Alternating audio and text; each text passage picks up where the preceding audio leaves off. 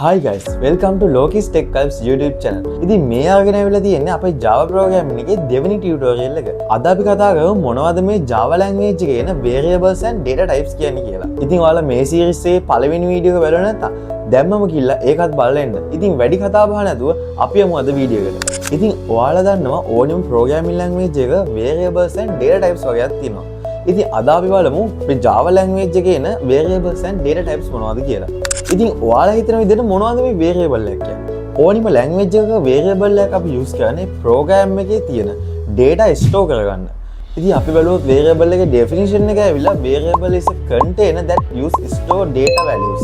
ඉතින් සරලවම කිව්වොත් program එකේ execution time එකේදී program එකේ තියෙන data values RAM එකේ store කරගන්න මෙන්න මේ variables කියන දේවල්. ඊළඟට අපි බලමු programming වලට මෙච්චර මේ variables වැදගත් වෙන්නේ ඇයි කියලා. ඉතින් ඉස්සෙල්ලා කිව්වා වගේම අපි මේ variable එකක් use කරන්නේ data value එකක් store කරගන්න. ඒ වගේම program execution time එකේදී මේ store කරගත්ත value එක අපිට නැවත reuse කරන්න පුළුවන්. තවත් එක හේතුවක් ගත්තොත් අපිට calculation performance වලට මෙන්න මේ variable ඉතාම වැදගත් වෙනවා. ඒ වගේම program එක dynamic කරන්නත් මෙන්න මේ variables අපි use කරනවා. දැන් ඔයාලා බලන්න ඇති මොකද්ද මේ dynamic කියන්නේ කියලා. Dynamic කියන්නේ program එකක value එකක් store කරලා ඒක change කරගන්න පුළුවන් නම්. එහෙම නැත්නම් response based program එකක් ගන්න. ඒත් නැත්නම් user input එකක් ගන්න පුළුවන් program එකක් ගන්න. මෙන්න මේ වගේ programs වලට තමයි අපි dynamics කියන්නේ. දැන් අපි බලමු Java වල variable එක define කරන්නේ කොහොමද? වගේම output එක ගන්න කොහොමද කියලා. ඉස්සෙල්ලාම අපි අලුතෙන් new project එකක් හදමු. මෙතනින් new project ගිහිල්ලා මෙතනින් Java කියන එක select කරලා මම මෙතනට දෙනවා example කියලා project name එක. ඊට පස්සේ මෙතනින් IntelliJ select කරලා මෙතනින් ඔයාලගේ install JDK එක use කරගන්න. දැන් මගේ 24 තියෙනවා, ඒ වගේම 21 තියෙනවා, මම 24 use කරනවා. දැන් අපි create දෙමු. දැන් මේක create වෙනකොට ඔයාලට පේනවා මෙතන folder structure එක. මෙතන folder structure එකේ තියෙනවා example.idea src කියලා.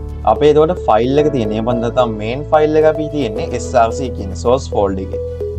හරි. දැන් අපි මේ main folder එක අයින් කරලා මම ඔයාලට පෙන්නන්න ඕන නිසා මම මේ main folder එක අයින් කරලා මෙතන හදනවා Java class එකක් variables කියලා. variables. දැන් අපි මේක අපේ main class එක කරගන්න ඕනේ. දැන් අපි මෙතන public static void main කියලා දුන්නොත් මේක දැන් අපේ main class එක වෙලා තියෙනවා.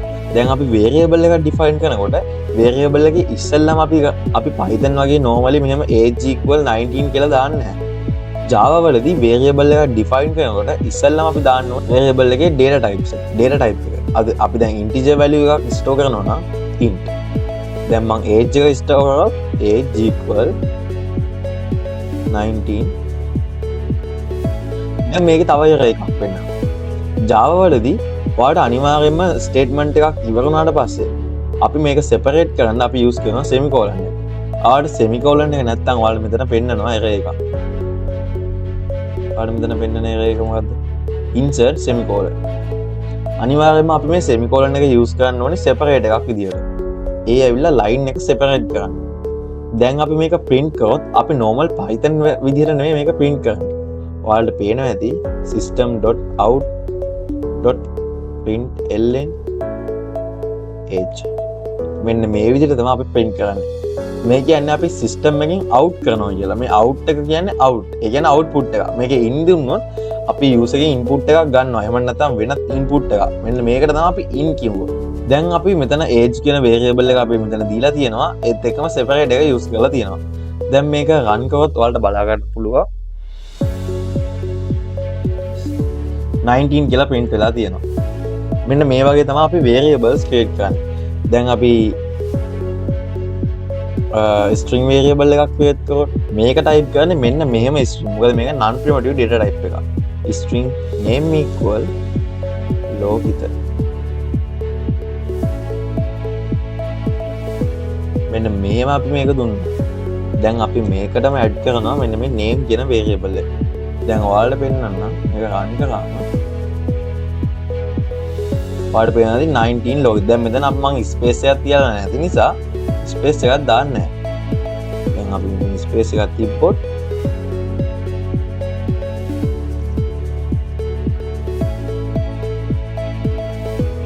ස්පේස් එකක් කඩලා තියෙනවා. මෙන්න මේව තමයි අපි Java වල variables define කරන්නේ. ඉස්සෙල්ලා කිව්වා වගේ අපි දැන් බලමු variables කොහොමද calculations වලට use කරන්න කියලා. ඒ වගේම variables reuse වෙන්නේ කොහොමද කියලා. දැන් මම මේක අයින් කරලා මෙතන දෙන්නම්. දැන් අපි calculation එකක් කරන්න යන්නේ.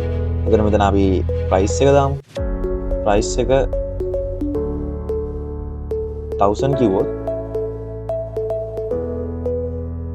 price එක 1000 කිව්වොත් in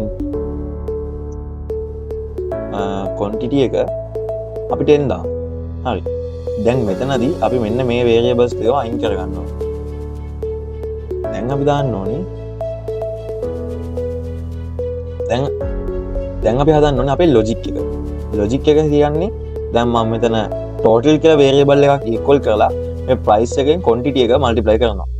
එතකොට අපි total කියලා variable එකක් මෙන්න මේ වගේ define කරලා මේකෙදි price කියන එක multiply කරනවා quantity එකත් එක්ක.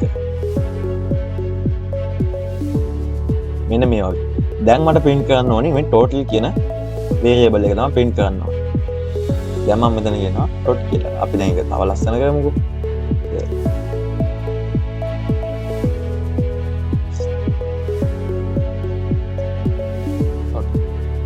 මේ variable එක තමයි total එක. දැන් අපි මේක print කරොත් ඔයාලට පෙන්නනවා මෙන්න මේ value 10000 කියලා. මෙන්න මේකෙදී ඔයාලට පේනවා ඇති දැන් මෙතනදී මම calculations එකට මේක use variable use කරලා තියෙනවා. ඒ වගේම මෙතනදී ඔයාලට පේනවා ඇති මේ total කියන variable එක හදන්න මෙන්න මේ variable දෙක reuse වෙලා තියෙනවා. දැන් ඔයාලට තේරෙන්නේ නැති මම ඉස්සෙල්ලා කිව්වේ මොනවද කියලා. මේ variable එක අපිට reuse කරන්න පුළුවන් program execution time එකේදී. ඒ වගේම අපිට mathematical performance වලට variables use කරන්න පුළුවන්. ඊළඟට බලමු මොනවද මේ variable naming rules කියන්නේ කියලා. ඉතින් අපි program එකක් create කරනකොට අපි normally use කරන rules වගේ. ඒ rules ටික තමයි මේ programming naming rules කියන්නේ. පළවෙනි එක ඇවිල්ලා variable එක start කරනකොට අනිවාර්යයෙන්ම letter එකකින් start කරන්න ඕනේ. දෙවෙනි එක we can't use numbers to start variable.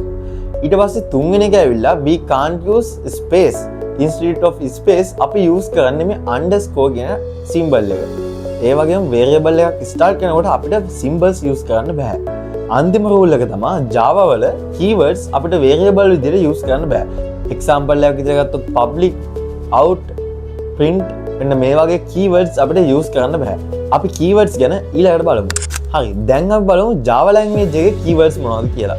ඉස්සෙල්ලම keyword එකක් කියන්නේ මොකද්ද? keyword එකක් කියන්නේ language එකේ reserved word එකක්. ඉතින් Java language එකේදී mainly use වෙන keywords 60ක් විතර තියෙනවා. ඉතින් මේ keywords 60 මොනවා by heart මතක තියාගන්න ඕනේ නැහැ. ඒ වුණාට මේවා නිකන් කියවගෙන හරි තියාගන්න. මොකද variables create කරනකොට මේ keywords අපිට use කරන්න බැරි නිසා. දැන් අපි කතා කරමු මොනවද මේ data types කියන්නේ කියලා. ඉතින් හැම language එකකටම මේ data types වගේක් තියෙනවා. ඒ වුණාට language එකකින් language එකට වෙලාවකට මේ data types equal වෙන්නේ නැහැ. example එකක් විදිහට Python වල තියෙන int කියන keyword එක අපි Java වල use කරන්නේ int කියලා. නමුත් අපි Python වල true and false define කරන්න එක use කරන bool කියන keyword එක අපි Java වල use කරන්නේ boolean කියලා. මෙන්න මේ වගේ වෙනස් වෙන අවස්ථා තියෙනවා. ඒක language එකෙන් language එකට වෙනස් වෙනවා.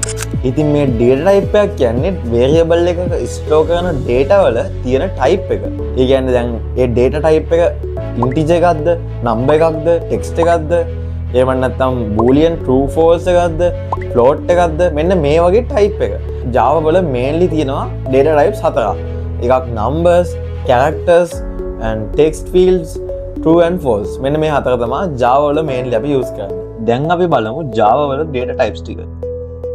මෙතනම ඔයාලට මම use කරලා තියෙනවා integer types. හරිද? දැන් මම මෙතන integer type එක use කරලා තිනවා. ඊළඟට මම පෙන්නන්නම් කොහොමද string text value එකක් print කරගන්න කියලා. ඒකත් මම ඔයාලට ඉස්සෙල්ලා පෙන්නුවා. text value එකක් print කරන මෙන්න මෙහෙම.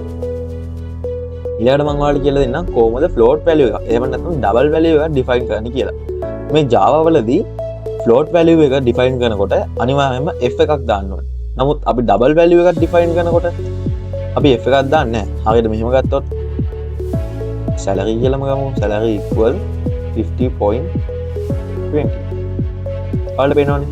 දැන් මම ඒකම මෙතන float එකෙන් ගහුවොත් quantity equal 10.2 කියලා ගහුවොත් මෙතන ඔයාලට error එකක් වෙනවා. මොකද මේ double කියන type එක Java වල තියෙන default type එක. මේ double කියන value මේ double කියන type එකේදී අපි normally අපිට පුළුවන් type කරන්න. ඒ වුණාට මේ float කියන එකක් දැම්මොත් අනිවාර්යයෙන්ම මෙතන f එකක් දාන්න ඕනේ. පිටිපස්සේ f එකක් type කරන්න ඕනේ අපි. දැන් ඔයාලට පෙන්නන error එකක් පෙන්නන්නේ නැහැ. ඊට අපි boolean value එකක් type කරනකොට